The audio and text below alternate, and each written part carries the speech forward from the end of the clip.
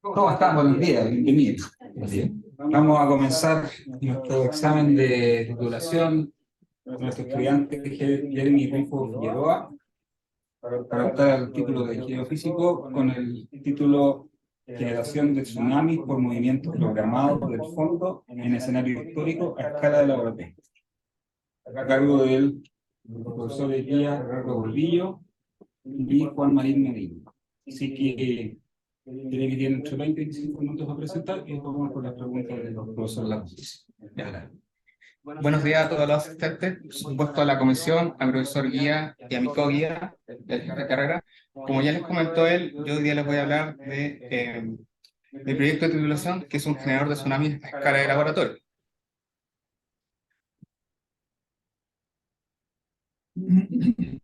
¿Está cambiando esto? Ahí sí. Bueno, entonces para comenzar me gustaría definir lo que es un tsunami.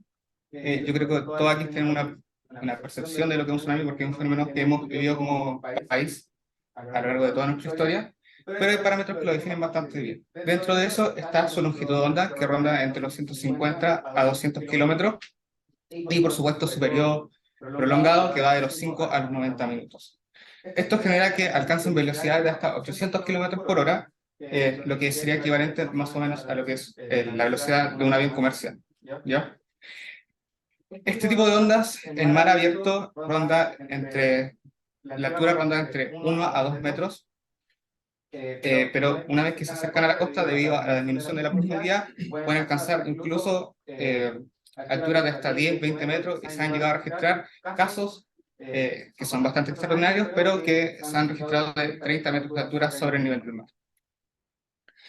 Y algunos casos de destrucción dentro de nuestra historia como humanidad han sido bastante incluso recientes. Por ejemplo, lo que pasó en el año 2011 en Japón, donde bueno, el tsunami arrastró un montón de casas y de hecho, al producto del terremoto y tsunami, murieron alrededor de 20.000 personas. Y un caso mucho más cercano es lo que sucedió en la ciudad de Talcahuano. Aquí se puede ver como un barco quedó varado en la mitad de la ciudad, producto al tsunami que arrastró esta embarcación. Este tipo de ondas pertenece a las ondas de gravedad, por lo tanto aquí la viscosidad juega un papel totalmente secundario, lo que permite que disipen muy poca energía. Finalmente esto permite que se trasladen puedan recorrer distancias bastante grandes a lo largo del océano. Entonces aquí viene la motivación de nuestro experimento, ¿ya? Y esta motivación está dada porque los sistemas de predicción actuales no son certeros en la amplitud de la onda, ¿ya? Y esto se debe a que no se considera adecuadamente la dinámica del fondo. Uno de estos métodos que corresponde al método de reconstrucción inversa, que mediante la medición de la altura con algunas follas que se encuentran en el mar, reconstruyen la onda propagada. El problema de esto es que es poco fiable en el campo cercano, ya que se tienen muy pocos puntos. Y un método indirecto está basado en la falla de la fuente, que aprovecha los datos de monitoreo sísmicos que se encuentran por ahí cercanos al terremoto, permiten reconstruir un movimiento del fondo, de una especie de movimiento en bloque, que le vamos a llamar un movimiento instantáneo, ¿ya? El problema de esto es que la amplitud es bastante... no es bien reconstruida y por lo tanto no se tiene una fiabilidad de este dato, sino este tipo de método realmente sirve para poder predecir el tiempo que demora en llegar a la costa la onda, ¿ya? ¿Y por qué sucede todo esto? Bueno, como ya les dije, la dinámica del fondo en este tipo de métodos no es no es bien considerada y hay algunos estudios que demuestran de que la dinámica juega un rol muy importante en lo que es la generación de la amplitud, ¿ya? Y de hecho, ese es el motivo que nosotros queremos, nosotros hemos realizado este montaje experimental. Entonces, esto ya es un problema que se ha planteado hace algunos años, en los años, de hecho, por el 2000, Todorowska y Rufanak estudiaron lo que es la generación de tsunamis, motivados por la relación que había entre la magnitud de algunos terremotos y la altura de los tsunamis. Uno esperaría que esta relación fuera lineal. Sin embargo, algunos terremotos de magnitud incluso menor pueden generar tsunamis con alturas bastante altas, lo que significa que no se está considerando adecuadamente algún factor de lo que normalmente se plantea en el estudio de tsunamis. Entonces, ellos, motivados por esto, plantearon un modelo teórico que nos dice que la velocidad de propagación del levantamiento, es decir, cuando no hay este caso instantáneo de movimiento en bloque, sino que es un movimiento progresivo que va avanzando con una cierta velocidad, y cuando esta velocidad tiene un valor comparable a lo que es la velocidad del tsunami en la superficie, se puede generar un aumento de amplitud bastante considerable respecto al caso instantáneo. ¿Ya? De hecho, ellos plantean que incluso puede haber hasta un orden de magnitud según su modelo teórico. Lo que ellos plantean realmente es que el caso instantáneo no es el peor escenario que se puede llegar a producir cuando se genera un movimiento en el fondo.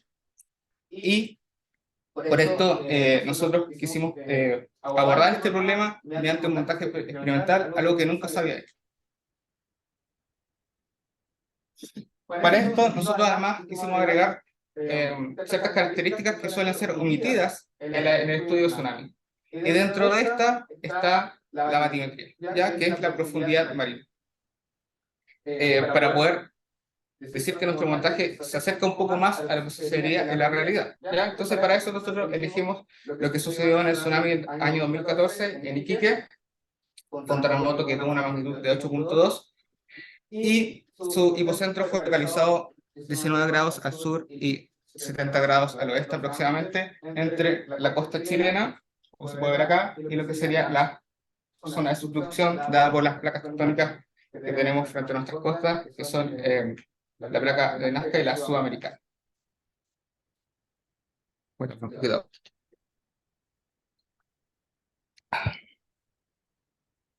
Entonces aquí se puede ver un pronóstico de NOAA que fue computado con unas boyas, un sistema de boyas llamado DAR. Esto es lo que le hablaba inicialmente, el método de reconstrucción. Y este tipo de terremotos generalmente son de tipo interplaca y intraplaca de profundidad intermedia. ¿Ya? Es decir, tenemos un movimiento en el fondo debido a la zona de subducción. Entonces aquí, hasta aquí hemos introducido el tema y ahora viene lo que es nuestro montaje experimental.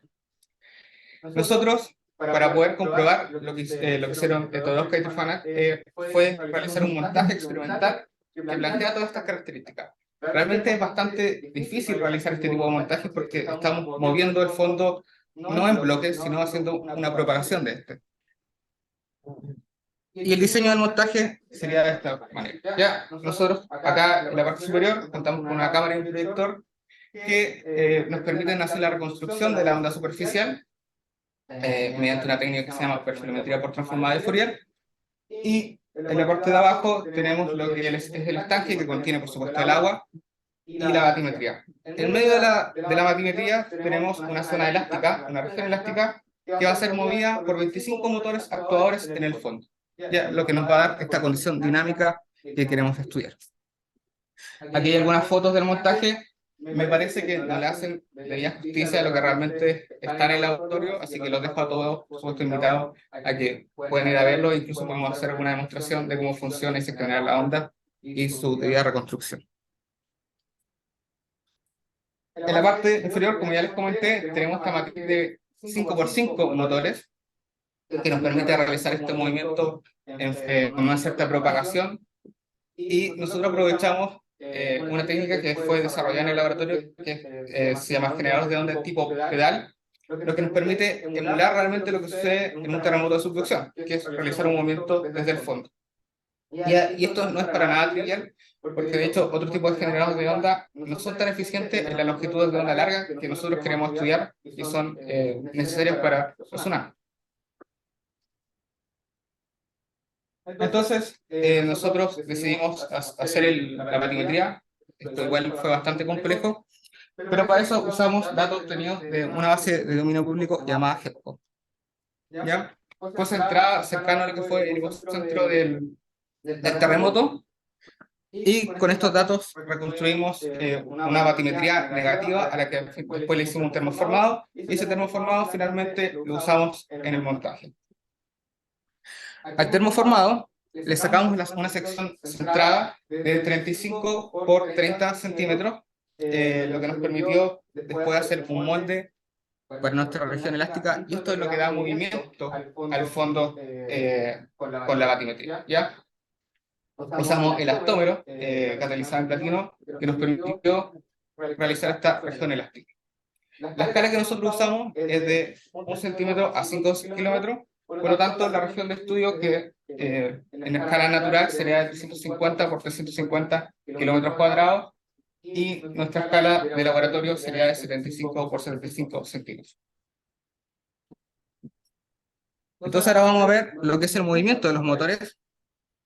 Bueno, nosotros usamos unos servomotores que la posición se da mediante el ángulo. Para eso, mediante un sistema de bielas, ejes, una rueda que va anclada al motor, y rodamientos lineales, y por supuesto el pistón, podemos convertir ese movimiento angular en uno lineal. ¿Ya? Aquí está la figura de nuestro diseño, y mediante el teorema del coseno uno puede relacionar estas variables de posición lineal y posición angular. Entonces ahora viene el paso importante. ¿Qué parámetros vamos a ingresar a nuestro sistema para generar la dinámica? Bueno, nuestra elección fueron 3.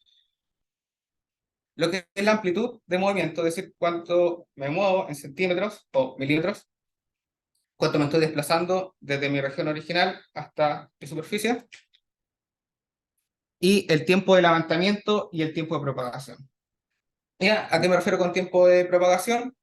Es el tiempo de propagación es el desfase temporal que hay entre el motor I y el I más 1.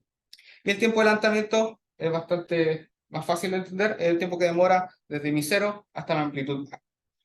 ¿Y cómo se vería este movimiento? Esto sería en el eje Z, y respecto al tiempo, bueno, se vería de esta forma. El tiempo que me demoro en subir hasta mi amplitud A sería el tiempo de levantamiento. Yo saturo mi función de seno cuadrado, lo saturo acá, y el desfase temporal que habría entre el movimiento, por ejemplo, de x0 y de x1 sería ese tiempo de propagación, ¿ya? Y a partir de eso uno puede controlar la velocidad dinámica.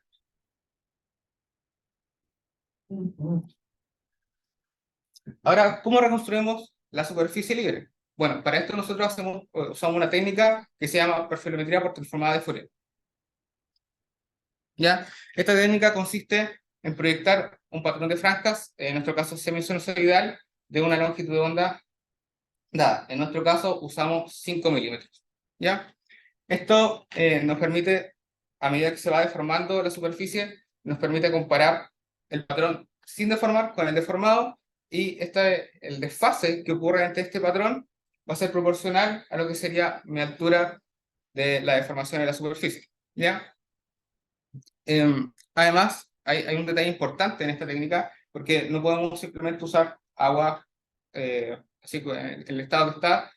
Debemos usar un agua que sea difusiva. Entonces, para eso, nosotros hacemos una mezcla de agua con dióxido de titanio, lo que nos permite dejar el agua como una especie de leche y tener este efecto de pantalla blanca en la superficie, y así proyectar el patrón sin ningún problema.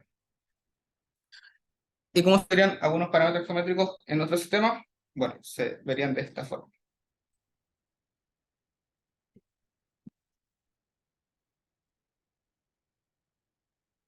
Bueno, entonces, a partir de eso, ya pudimos empezar a tener resultados. Y nos decepcionamos un poco porque nosotros empezamos probando con agua de la llave, teniendo este tipo de resultados que nos dejó bastante insatisfechos. se ve como una señal muy, muy ruidosa, y para poder caracterizar estos datos era realmente imposible. Aquí se puede ver un poco mejor ese ruido, y de hecho tuvimos otro problema debido a que estábamos, debido al proyector, teníamos una luz que nos estaba interfiriendo de la superficie, era una luz muy blanca, muy intensa, que nos daba información que realmente no era respecto a la superficie libre. Eso lo solucionamos moviendo el montaje. No es para nada sencillo mover toda esa estructura, pero lo podemos hacer. Y la señal, por ejemplo, lo que sería en un cierto eje, sería de esta forma, es una señal extremadamente ruidosa, por lo tanto es imposible de caracterizar. Y bueno, Claudio Falcón, que fue quien nos asesoró en esta técnica, nos dijo que estábamos cometiendo un error bastante básico en el uso de la perfilometría por transformada de Fourier con agua, ¿ya? Que era que estábamos usando agua de la llave y no agua destilada, porque necesitamos una agua muy pura para poder realizar la técnica. Entonces, a partir de esto, cambió drásticamente nuestra forma de medir, porque con el agua normal, el tiempo de decantación rondaba entre 1 a 2 minutos, era imposible poder realizar la medición de manera correcta, y cuando usamos agua destilada, cambió drásticamente, incluso al orden del día, que nos dimos cuenta que demoraba en decantar el dióxido de titanio hasta el fondo. Por lo tanto, aquí podemos empezar a realizar las mediciones, y les voy a mostrar aquí el drástico cambio que tuvimos respecto al anterior. ¿Ya? Lo que vimos en este caso es justamente el caso instantáneo, donde estoy moviendo todo el fondo desde una especie de bloque, ¿ya? Y se genera una propagación en todas las direcciones. Y el caso que se presenta acá, tengo una cierta dirección de propagación y una cierta, por supuesto, velocidad, y se ve esta fenómeno frontal que se ve hacia una cierta dirección. Entonces, ahora tenemos que caracterizar estos datos, ¿ya? No es para nada fácil poder caracterizarlos, ya que eh, los datos que tenemos realmente son muchos. Esto depende de las 3 coordenadas espaciales y una temporal. Por lo tanto, hay que definir ciertos criterios para poder estudiar este tipo de fenómenos. El primero de ellos, dado que nos interesa buscar una condición como de amplitud máxima, es definir cuál va a ser nuestro máximo. Y para eso, simplemente lo que vamos a hacer es buscar el máximo durante todo el evento producido por el movimiento del fondo. ¿Ya? Buscamos ese máximo y nos quedamos con ese valor. ¿Ya? Y la velocidad de fase es un poquito más complejo. Aprovechamos de que el movimiento ocurre con una dirección de propagación bastante como enfocada en lo que sería el eje X, y usamos ese diagrama espacio-temporal para buscar lo que sería la trayectoria de este máximo, ¿ya? Y se puede ver claramente aquí que hay una cierta propagación. Estudiamos ese intervalo y buscamos los valores máximos de la altura, y a partir de eso encontramos que tenía un comportamiento bastante lineal, y ya hicimos un fiteo, y la pendiente de esta curva corresponde a lo que sería nuestra velocidad de fase.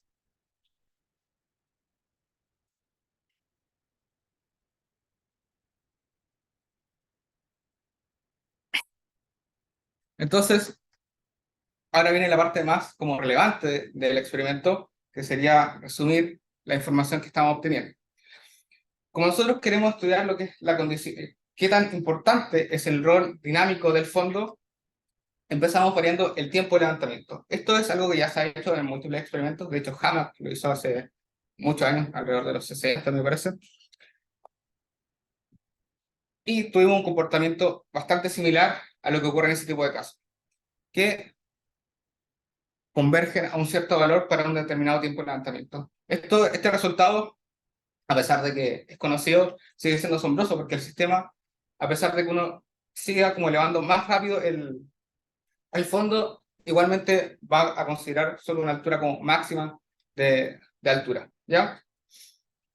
Esto, bueno, a pesar de que ya fue reportado en la literatura, tenemos el agregado de la batimetría, y que también estamos propagando esto con una cierta velocidad y cierta dirección, ¿ya? Así que tampoco es tan trivial como se ha estudiado en otros casos. Y lo que hacemos también es obtener la velocidad de fase y encontramos que tiene un comportamiento similar, donde converge un valor de 582 milímetros por tiro por segundo. Y en ambos casos tenemos lo que sería un comportamiento asintótico. Entonces ahora me gustaría, dado que nosotros queremos comparar lo que sería el caso instantáneo con quizá una condición de amplificación, me gustaría mostrarles qué pasa en el caso instantáneo, ¿ya? Aquí se puede ver que nosotros estamos levantando en bloque. Lo que muestra la región de líneas discontinuas rojas corresponde a la región elástica que está en el fondo, así que está contenido todo este levantamiento de esta masa de agua en esta región. Posterior a eso, a ese levantamiento como en masa, se propaga en todas las direcciones. Por supuesto, va a tener un máximo que va a estar dado justamente cuando se levanta todo esto como en el eje Z. Algo interesante de este tipo de movimiento es que nosotros, bueno, vamos a variar el tiempo de propagación, pero ocurre otro fenómeno igualmente relevante, es que cuando uno considera un caso instantáneo, va a tener una ola, por ejemplo, en la dirección X positivo y en la dirección X negativo de una amplitud similar. Esto es evidente que no pasa cuando nosotros estamos moviendo lentamente o con una cierta dirección el fondo, ¿ya? Por lo tanto, que esto es algo que todavía va a quedar pendiente, es sumamente relevante también la dirección, porque si el movimiento ocurre frente a nuestras costas y se está dirigiendo al este o al oeste, no va a ser la misma ola que va a llegar a nuestras costas, ¿ya? Entonces, llegamos ya a la parte casi final de nuestro experimento, donde tuvimos que variar el tiempo de propagación de web. ¿Y qué fue lo que obtuvimos? Bueno, fue un comportamiento bastante sorprendente, que era, los modelos teóricos lo decían, pero no había prueba experimental de esto, ¿ya? Así que lo que nosotros tenemos realmente es la primera prueba experimental de este fenómeno. Y tenemos un máximo que está dado por un tiempo de propagación de 0,12 segundos con un valor de 2,48 milímetros.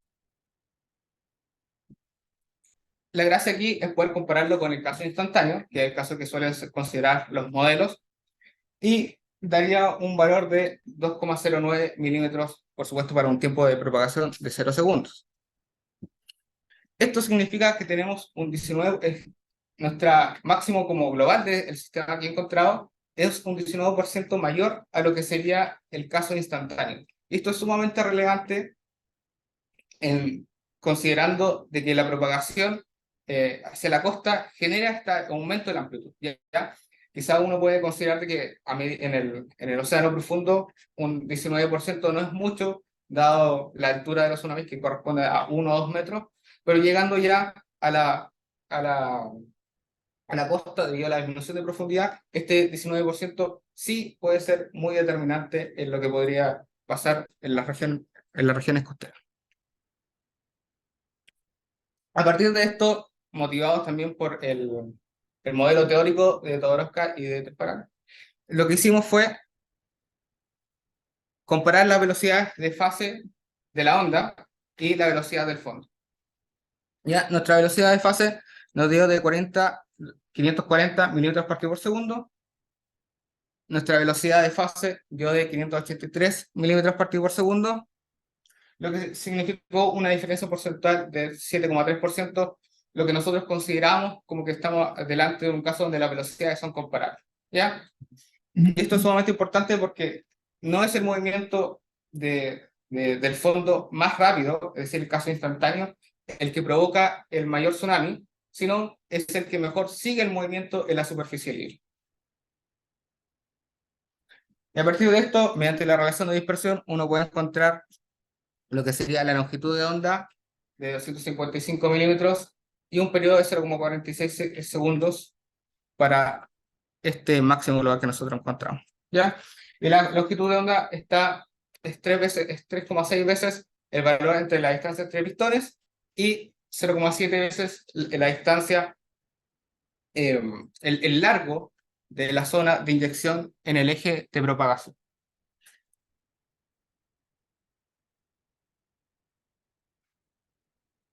a partir de esto, bueno, quedan bastantes preguntas que resolver y bastantes parámetros que explorar, ¿ya?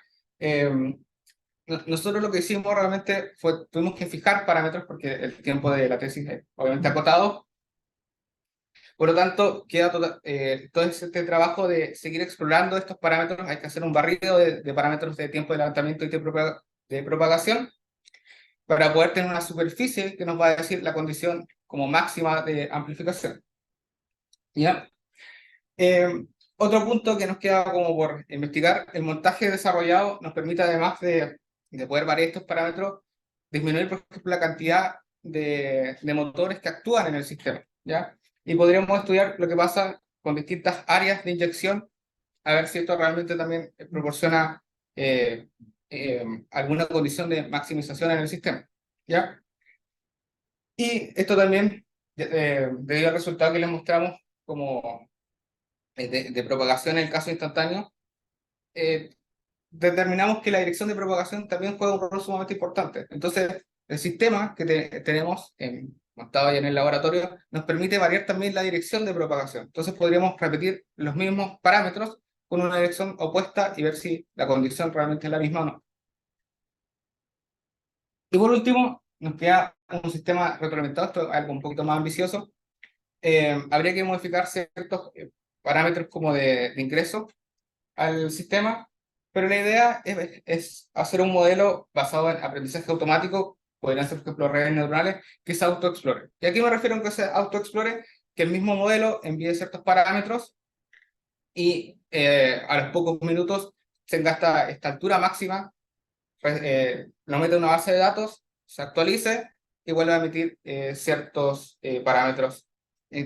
Al principio esto sería bastante aleatorio, pero debe converger luego a condiciones de amplificación mucho más óptimas, porque no estamos seguros realmente de que este tipo de movimiento frontal sea la condición que nos entregue la mayor amplitud.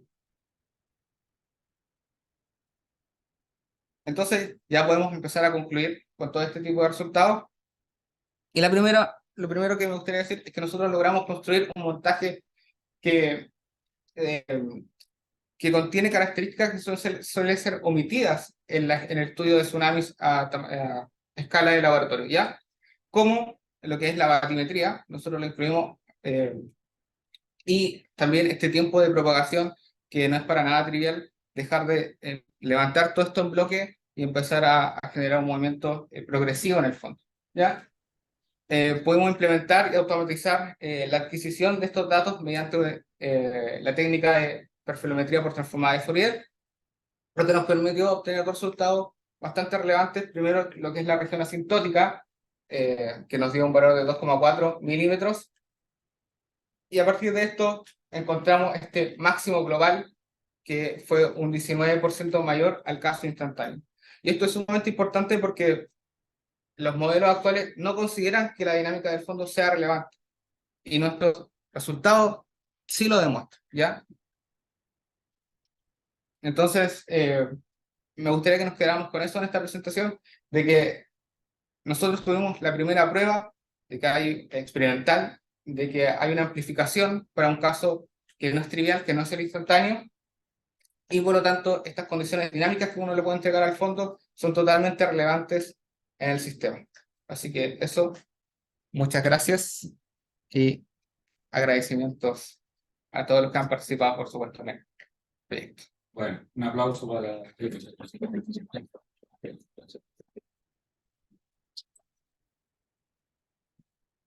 Ya, vamos entonces a proceder a las preguntas de la comisión.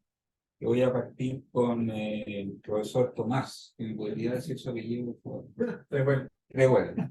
Profesor Preguela, por favor. Gracias. Oye, felicitaciones, Jeremy. Creo que es muy buen trabajo. Te lo dije igual por correo, Sí. pero creo que muy completo, muy detallado. Si puedo partir, eso sí, con algunos pequeños comentarios que todavía veo en tu presentación y después Bien. te voy a hacer algunas preguntas de todo tipo. La unidad, acuérdate, siempre no van en cursiva, siempre en sí. regular, no en paréntesis, eso es una cosa importante. Lo otro, como recomendación para la figura, me gustaron harto, porque de alguna manera tienen intensidad que varía de 0 a 1. Sí. pero recomendaría para las que hacen diferencia entre valores positivos y negativos, ocupar mapas de colores divergentes, porque de alguna manera las profundidades, por así decirlo, que disminuyen, está saturado en azul. Entonces, medio que uno pierde la noción de algunas ondas que son negativas que pueden ser también relevantes para tu estudio. Así que eso también te lo recomiendo como una alternativa. Mapas de colores divergentes. Y algunas preguntas. Hablaste de métodos. Y solamente lo pregunté en las correcciones. Cuando dices que los métodos no están dando buenas predicciones, ¿a qué métodos te refieres? ¿Te refieres a métodos sobre el terreno, con las boyas? ¿Te refieres a métodos numéricos? Son métodos numéricos que, bueno, ¿Y qué ocupan esos métodos? ¿Ocupan por ejemplo, el método que realmente hay varios métodos para poder predecir tsunamis. El problema es que hay algunos que son computacionalmente muy costosos, lo que no permiten que sean aplicados en sistemas de predicciones a tiempo real, ¿ya? Y los que no son costosos computacionalmente o que son permitidos en la actualidad, usan, yo creo que por un tema también de la complejidad que puede tener el fondo, esta condición como instantánea de subir simplemente un bloque y trasladan esa deformación del fondo a la superficie para luego propagar. Entonces, eso solo nos dimos cuenta que la dinámica del fondo sí es importante, sí puede tener efectos relevantes, y no estamos de hecho viendo el peor caso tomando esta consideración de caso instantáneo. ¿Ya? Eso es lo que... ya? ¿Por qué Iquique 2014? ¿Hay alguna razón Sí, hay una del relación. caso particular? Hay una buena relación entre como las mediciones de campo y lo que son las simulaciones numéricas respecto a este fenómeno. Ok. Si puede ir a la slide 8, gracias por poner el número, a ver si sorprendería la cantidad de veces que uno ve defensa y no mira la slide. Estas son ya particulares de alguna alata de riesgo, Voy a moverme mejor así. que te relaje. Estaba un poco tenso.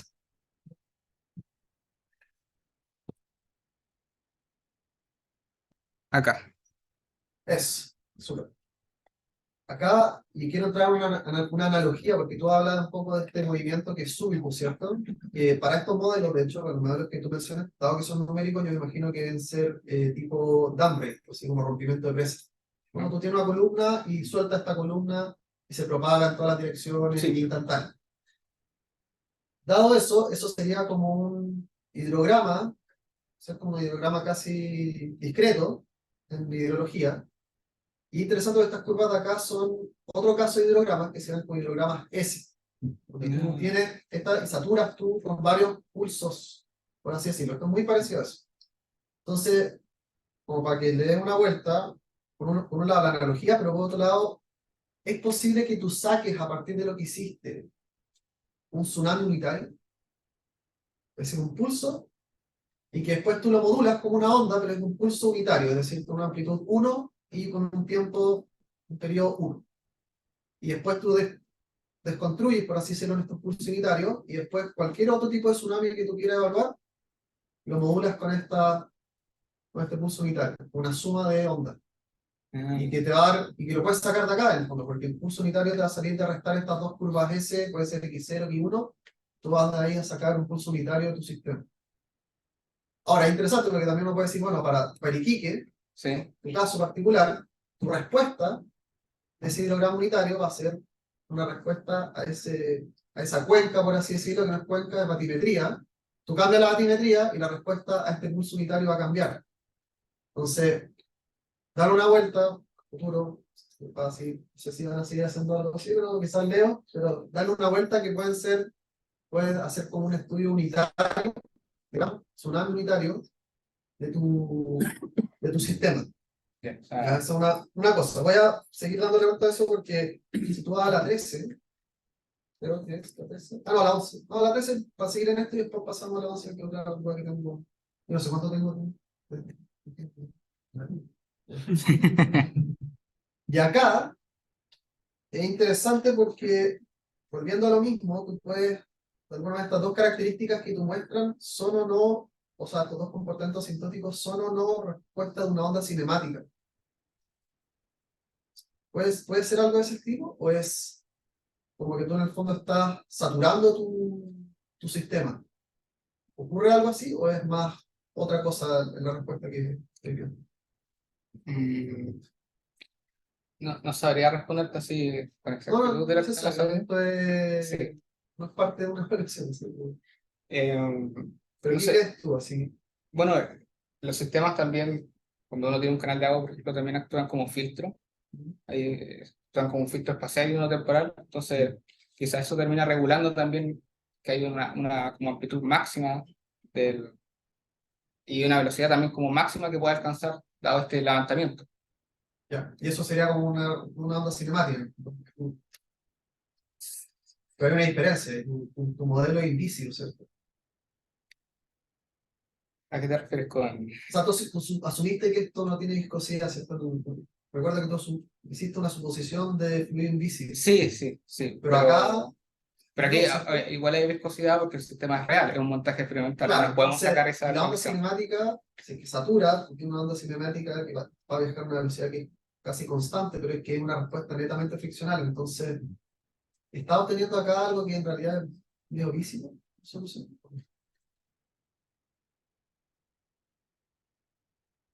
No sabría responderte así con exactitud. Tendría que darle una vuelta más. Está bien. Te iba a decir que fuera la 11, pero mejor no. En tus resultados, ¿viste de alguna manera ciertos atractores? Lugares donde preferencialmente, dado la respuesta que tú tienes, porque igual tu topografía no es regular, no Sí, es uniforme, pero, sí. o tu batimetría.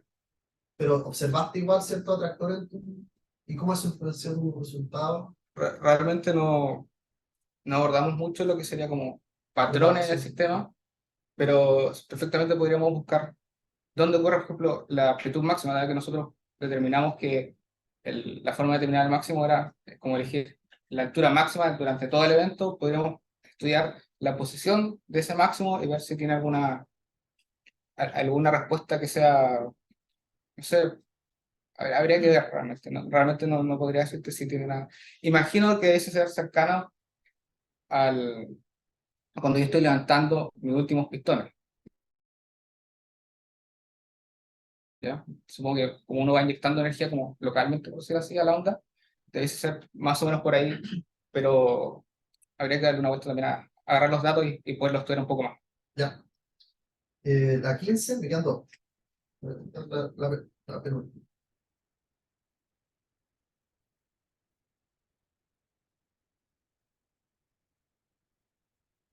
Aquí este 19% con este impuesto a la propagación de un agregado.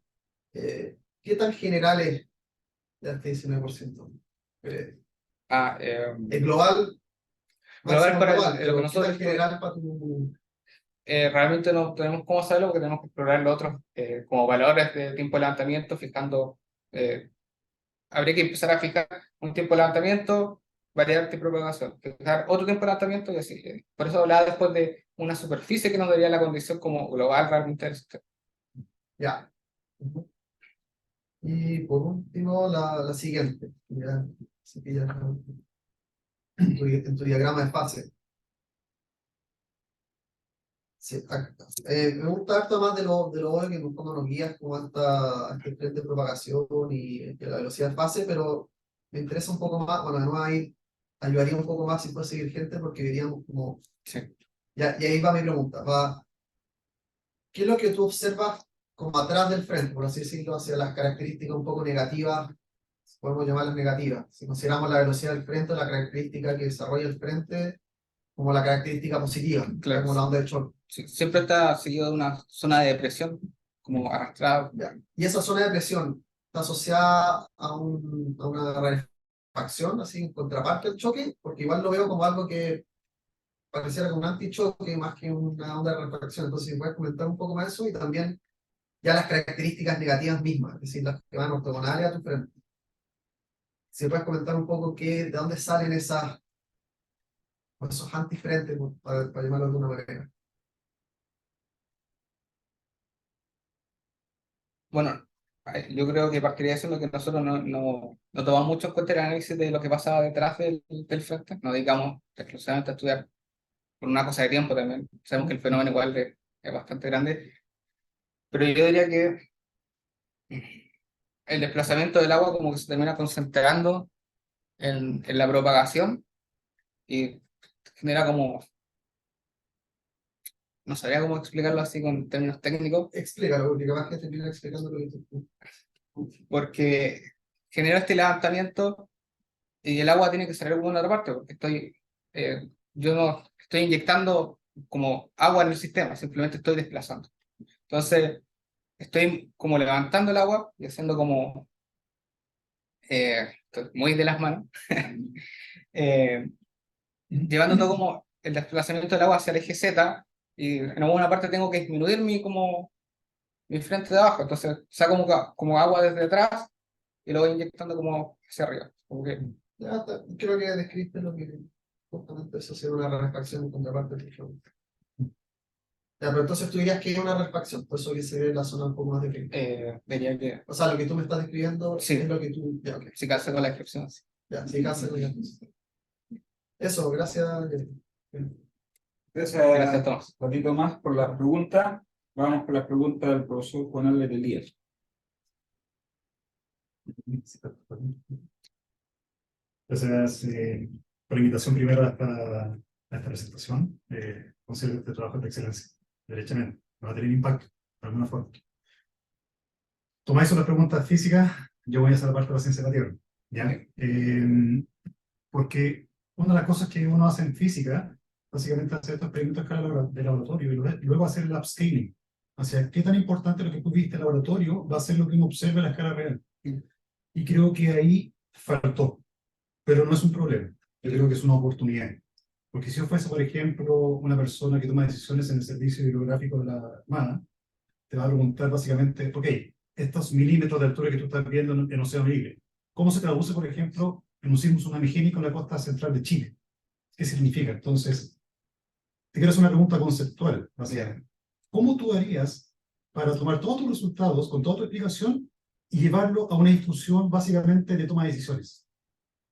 ¿Por qué es tan importante tu trabajo y cómo tú lo aplicarías a escala real? Bueno, de hecho, dentro de eso fue porque usamos batimetría para poder acercarnos un poco más a la realidad. Y si igual nos desviamos en algunos parámetros, porque esto igual fue un poco experimental, por decirlo así, estamos realmente en una metodología que no existe y nosotros quisimos implementarla. Entonces, para poderlo llevar como un caso real, habría que asegurarse bien de que los parámetros como de escala están correctamente y poder decir ya, el caso de un tsunami real, escalando los parámetros, son esto exactamente. Por ejemplo, la profundidad que nosotros usamos no es exactamente la que tendría el fondo marino, ¿ya? Por lo tanto, aquí el resultado, como desde el lado de la física, sabemos que puede ocurrir y debe ocurrir también en el océano, porque es como fácil de imaginar de que las leyes del agua se cumplen tanto en el océano como en un montaje experimental. Pero habría que asegurarse más bien de que los parámetros sean como a escala totalmente todos y poder decir, estamos seguros de que estos parámetros se cumplen o se cumplirían en un sistema real. Perfecto. Y yo creo que aquí hay un par de parámetros de interés. Esos son los tiempos de levantamiento y el tiempo de propagación Sí, de fondo. Esos son los claves. Pero hay un tercero que es la amplitud. sí.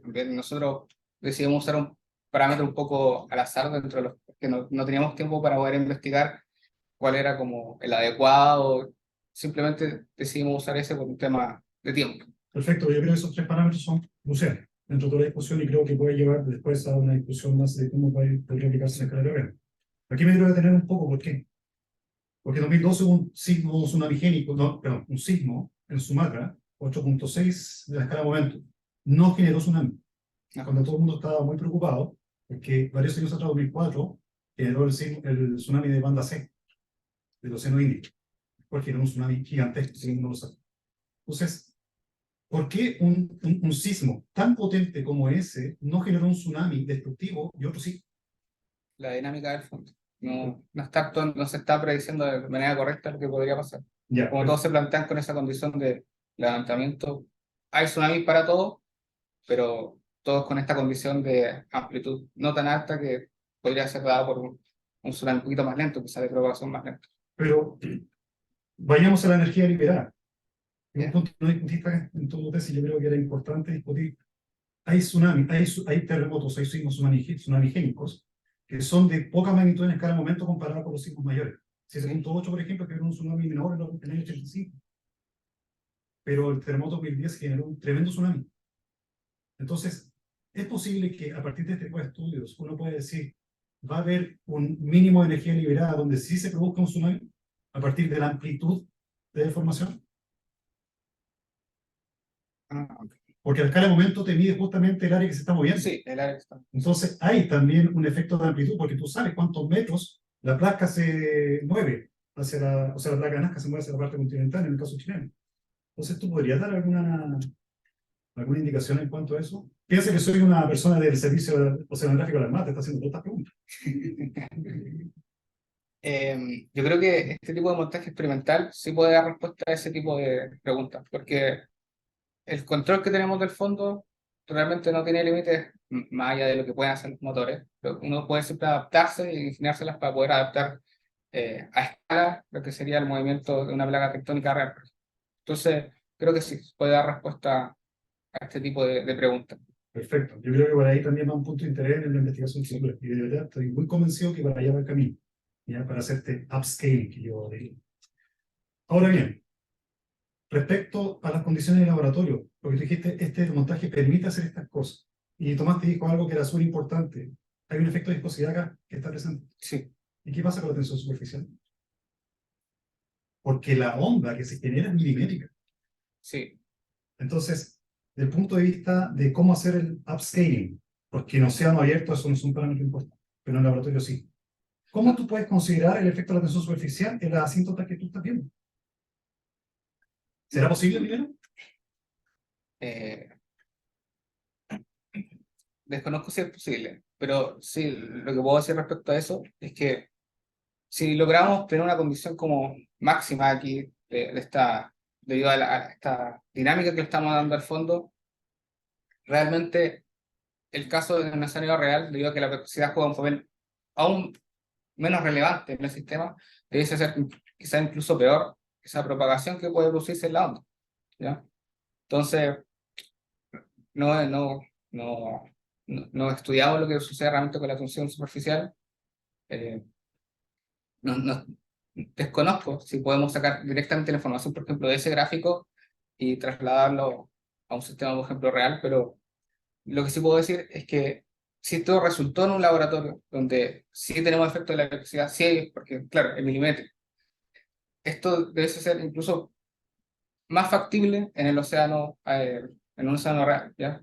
Bajo condiciones de la naturaleza real de un tsunami generado por una zona de subducción. Porque otro momento yo creo que es posible, pero no es parte de o sea, no lo hicieron, no importa, estos son como oportunidades, básicamente. ¿Ya? Yo creo que ya el trabajo experimental extrapoló todas las expectativas. Yo estoy muy contento con tu trabajo, estoy muy motivado. Pero estoy como hincando esta otra parte. Ya, sí. Resulta ser que tus condiciones son perfectamente plausibles para hacer una evaluación numérica. Y tú pusiste una condición de borde muy importante que lo llamaste condición dinámica, donde relaciona las presiones justamente a partir de lo que es la ecuación de conservación de energía. Sí. Es ahí donde viene la tensión superficial. Tiene que ver con la deformación de superficie. Por lo tanto, tú puedes hacer control inverso, teniendo resultados experimentales, por ejemplo, para poder ver la importancia de esa tensión superficial en el resultado final. Ya. Tú no lo agregaste, y fue una cosa que yo te comenté, y cuando Leo recién se Ah. con los comentarios, por eso no. Pero yo creo que es un aspecto importante. ¿Por qué? Porque si existe saturación, te dice cuáles son los límites experimentales de tu celular. ¿Ya? Porque en océano libre esto no importa, Claro. pero tu experimento puede importar. Sí. ¿Ya? Paso a otra parte importante, y que, claro, tú dices que eligieron el terremoto de Iquique por una razón específica, creo que quedó bien explicado acá, pero me llama la atención que eligieron un terremoto que fue tsunamigénico, pero fue un terremoto menor, o fue un tsunami menor. Sí, fue un tsunami. ¿Por qué no eligieron el de Illapel y el 2010 que tienen tanta información como esa? Y yo conozco por primera fuente la información que existe. Entonces llama la atención. Realmente fue por la razón que ya dije, que encontramos que había una buena concordancia entre las mediciones de campo y las simulaciones numéricas. Y Hay una, mira, es solamente como para enriquecer la discusión. Pero la diferencia del tsunami de 2014 a 2015 fue una sola. la dirección de la ola. ¿Qué pasó en 2015? En Coquimbo hubo un tsunami mayor y en La Serena fue un levantamiento de mar, distanciado a unos 20 kilómetros de distancia. Entonces, es el ejemplo más claro que la direccionalidad de rompimiento te genera una direccionalidad de tsunami que básicamente en Chile es norte-sur prácticamente, además de todos los fenómenos de interferencia que ocurren en la costa. Te lo comenté acá, en Coquimbo hubo un tsunami porque hubo un fenómeno de látigo. Y eso es lo que quería la gente. Por eso en Coquimbo el mar se elevó más de 3 metros y en La Serena fue un alzamiento de mar. Lo que no ocurrió en 2010, donde las ciudades que estaban expuestas hacia el norte, las bahías hacia el norte, fueron todas destruidas. Sí. Porque una direccionalidad del norte a sur. Entonces, la direccionalidad que tú estás mostrando en tu experimento es clave en los sismos tsunamigénicos que ocurren por lo menos en Chile. No puedo decir lo mismo en Japón. Porque tú hablas acá, y es una parte que también te digo, que es importante la condición de costa. Claro que es importante. Sí. Porque tú estás mostrando de que existen, por ejemplo, tiempos donde las amplitudes se maximizan y eso va a ser terrible para las costas que son planas. Por ejemplo, Sendai, en el terremoto de Tohoku, en Japón. Son totalmente planas. Entonces, el mar, más que una ola, va a entrar como un frente, una king wave, básicamente, kilómetros de terreno. Ese no es el caso chileno. El caso chileno va a generarte una ola y un tren de olas que va a estar 8 horas dando vueltas por la condición de costa. Y en eso es súper importante la direccionalidad del terremoto. ¿De acuerdo? Sí. Por eso digo que todas estas condiciones sirven para hacer después el ejercicio de upscaling. ¿Por qué? Porque tú nombraste algo que a mí me llama la atención y es que dices que los actuales modelos no hacen esto porque básicamente no lo consideran.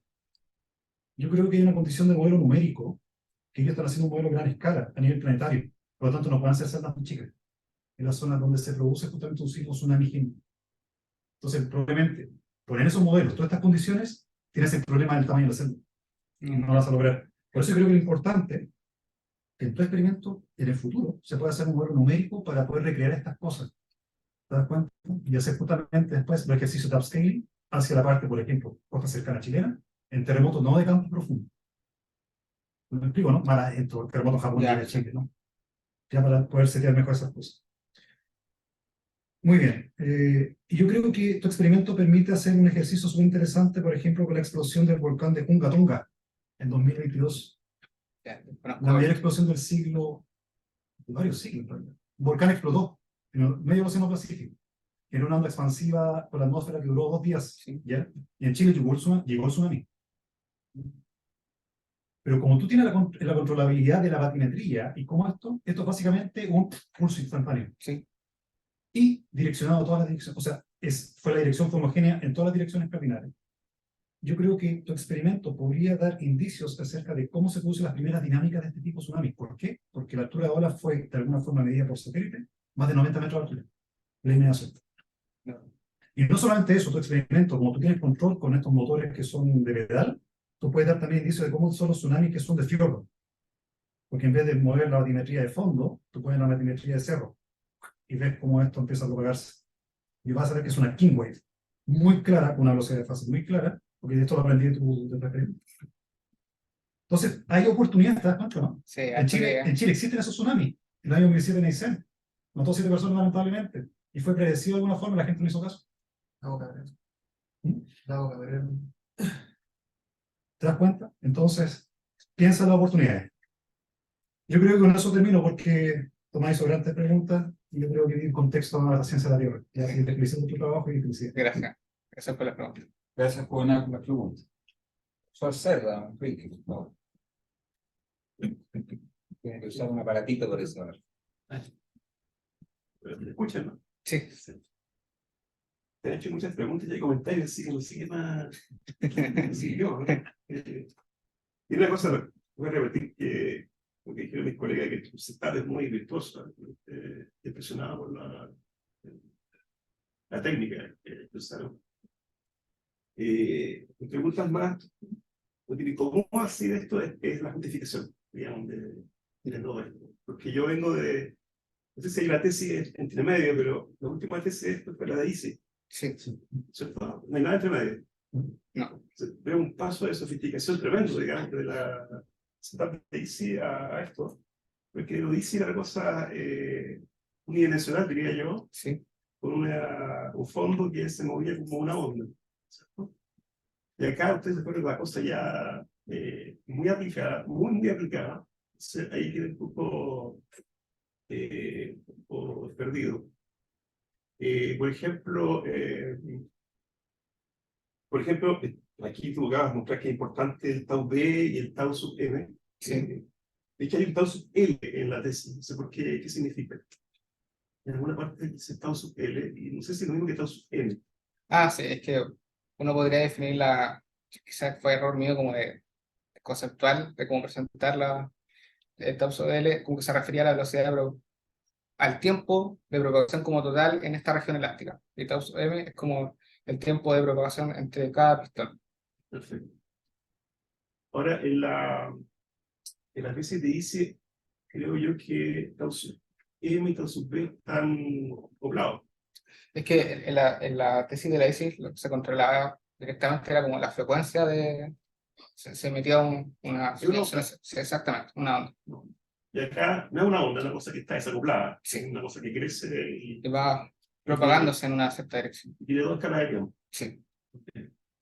Pero no debiera. ¿Cómo justifica eso? ¿Es algo que se observa, digamos, que dos escalas de tiempo? Pues yo podría decir, oye, esto es una onda de la Tierra, entonces es una onda que tiene solamente una escala de tiempo. Es que en el fondo, bueno, de hecho, asumir como que esta condición instantánea es asumir solo que solo hay una especie de tiempo, que sería el tiempo de levantamiento. Sabemos que esto tiene que tener un tiempo de levantamiento porque es posible que se levante y sea instantáneo el movimiento, por lo menos de levantamiento.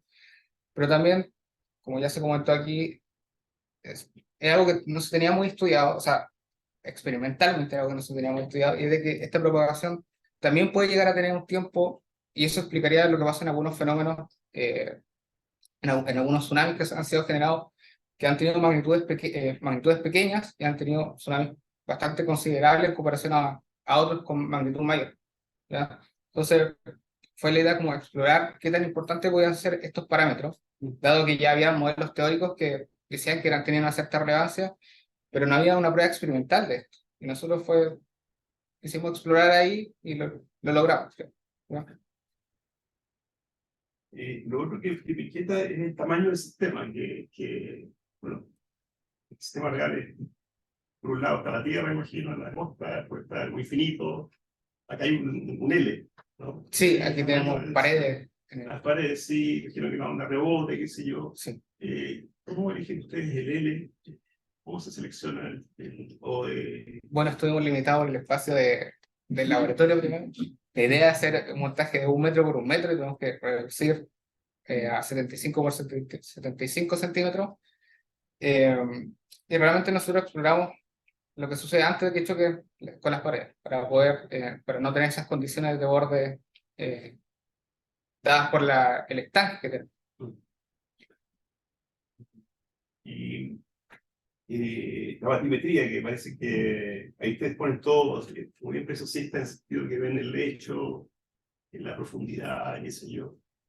Es importante eso como esa información, digamos, en el experimento. Ponte que hubiese puesto el lecho plano nomás y hubiese repetido el experimento. Es que ¿Sería lo mismo o no? yo creo que hubiese salido un resultado bastante similar.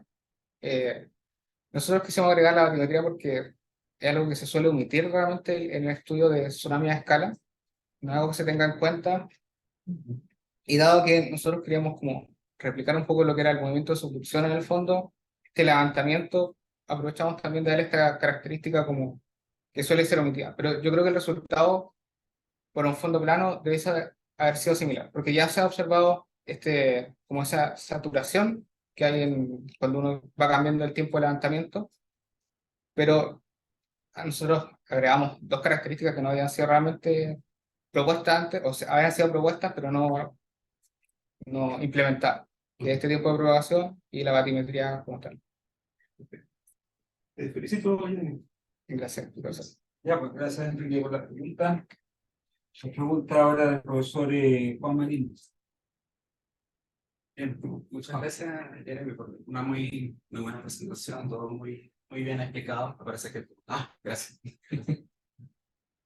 Tu introducción estuvo muy clara, me todos entendimos un poco las motivaciones que tuviste para trabajar en este problema en particular y pues un poco quedó bien claro este mensaje que tiene que ver con que es importante la dinámica del fondo para poder entender realmente cuáles son las características dinámicas del tsunami que se va a generar, digamos. Entonces, en ese sentido, las motivaciones estuvieron muy bien introducidas y los resultados, como han dicho todos, tienen, por supuesto, hay muchas ideas a futuro, muchas oportunidades a futuro para poder continuar aprendiendo más sobre este sistema.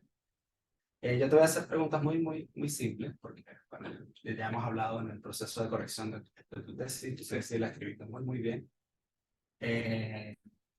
Más que nada, mi primera pregunta va un poco orientada a una de las preguntas en la misma dirección que te hizo, bueno, la pregunta muy simple.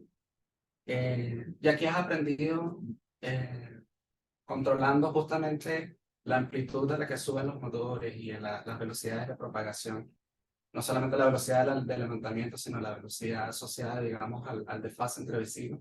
Has aprendido a asociar esos factores con factores que tienen que ver con el movimiento de la falla, de cómo se mueve la falla, cómo el movimiento del flujo. Siempre se habla de que la destructividad de un terremoto depende, por ejemplo, no solamente de su magnitud, sino que depende de qué tan profundo ocurre ese tipo de cosas.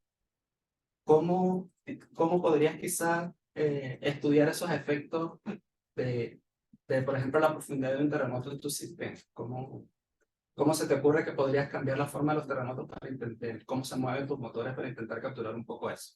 Mencionaste, por ejemplo, algo que tenía que ver con el área de los motores. Bueno, como dijo Juvenal, la magnitud de momento de los terremotos está asociada como al área de ruptura que hay en el fondo. Entonces uno podría variar, como claro que tenemos 25 motores, podemos aprovechar y ir reduciendo quizá un poco esta área, lo que sería una magnitud de momento menor si uno mantiene como la amplitud, por ejemplo, fija. O también podemos variar la amplitud en el sistema, ¿no? Lo bueno del montaje que construimos que permite variar un montón de parámetros que parecen al principio complejos, pero nos da resultados bastante como concretos y específicos eh, para poder después estudiar. Bien, bien. También hay algo que durante mucho tiempo en la comunidad de física, muchas veces se pensaba, se modelaban los tsunamis teóricamente como si fueran solitones. Sí. Es muy común. Y claro, los solitones, por ejemplo, tienen dinámicas típicas que por ejemplo, su velocidad de propagación depende de su amplitud. Y entonces, cuando se acercan a costas, que las amplitudes, las profundidades empiezan a variar muy fuertemente, la amplitud cambia muy fuertemente y eso un solitón cambia su velocidad. Aquí, por ejemplo, los datos experimentales de tu tesis, se observa que básicamente estás trabajando con una velocidad de fase que es uniforme. Sí, eso igual me sorprendió un poco porque esperábamos que quizás igual hay una cierta, en la región elástica hay una batimetría asociada y que tiene una profundidad igual distinta de lo que sería como ejemplo el comienzo del movimiento hasta lo que es el final. Pero no observamos que la velocidad de fase se como modificaba notablemente. Vemos que es una recta bastante bien definida, de hecho. Claro. Y esta condición finalmente de que consigas una velocidad que es del orden, la velocidad de fase, la velocidad a la que se propaga la onda en la superficie, ¿no? Es del orden de lo que sería la velocidad asociada por la relación de dispersión. ¿Eso crees que pueda depender de la direccionalidad en la que genera el tsunami? O sea, la velocidad a la que se genera el tsunami en el experimento, ¿crees que varía según la batimetría? O sea, si uno varía la batimetría, sí. Si probamos en el mismo sistema, cambiando la dirección, esperaría de que no cambie tanto. Creo que lo que hace como el sistema es hacer una especie de H efectivo, como de toda la región como de propagación. Y en base a eso como que se tiene la velocidad de propagación de la velocidad de paso. Bien, bien, muy bien.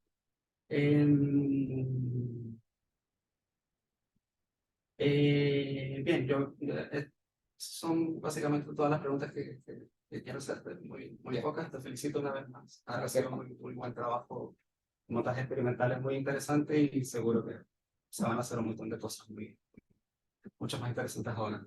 Felicidades. Gracias. Gracias, profesor Marín. Profesor Gordillo, ¿tiene alguna pregunta usted, comentario? Sin pregunta. Bueno, así que entonces agradecemos nuevamente.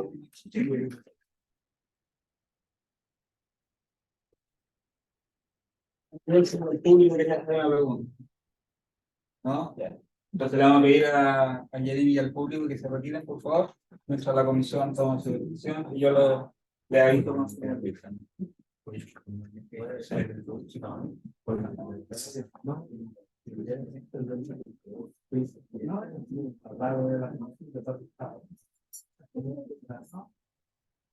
Tiene la información.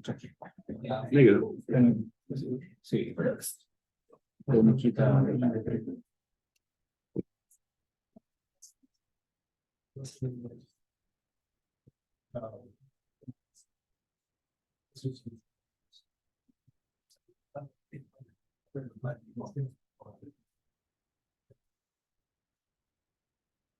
Muchas gracias.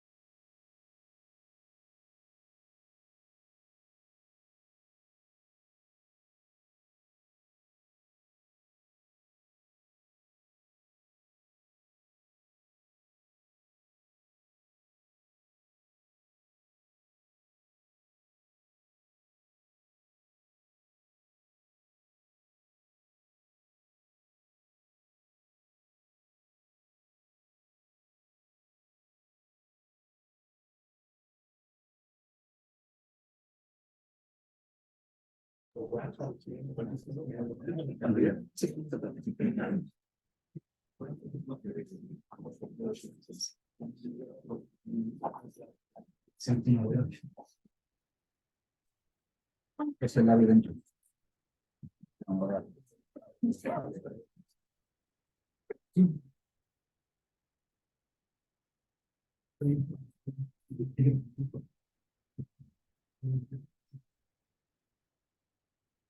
Don Jeremy, venga para acá, por favor. ¿Ya?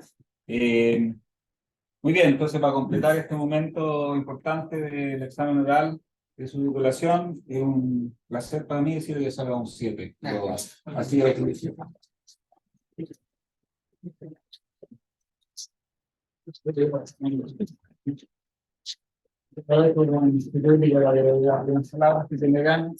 Muchas gracias a todos por asistir. Ha sido una experiencia bonita, sobre todo trabajar en el laboratorio del profe, por la oportunidad. Y venga eso. Que lo escuche el Nico. Luego, muchas gracias por venir, de verdad que aprecio su presencia y eso. Estoy emocionado ahora, así que prefiero no hablar.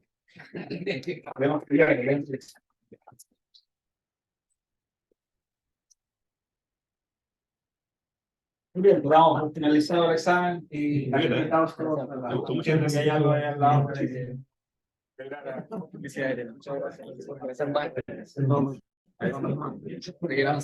Sí, hay que darle mano. Hay que darle mano. Gracias. Súper bien. Termina.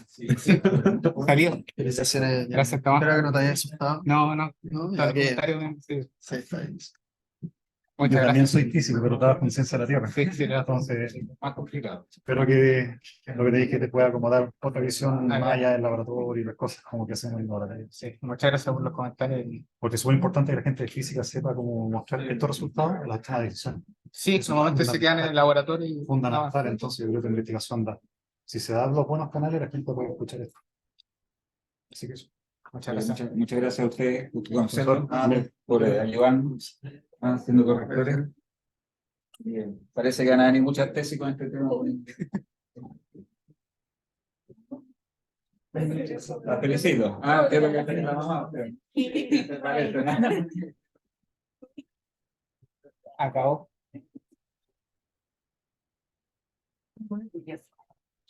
Felicidades, yo sabía que debía estar con el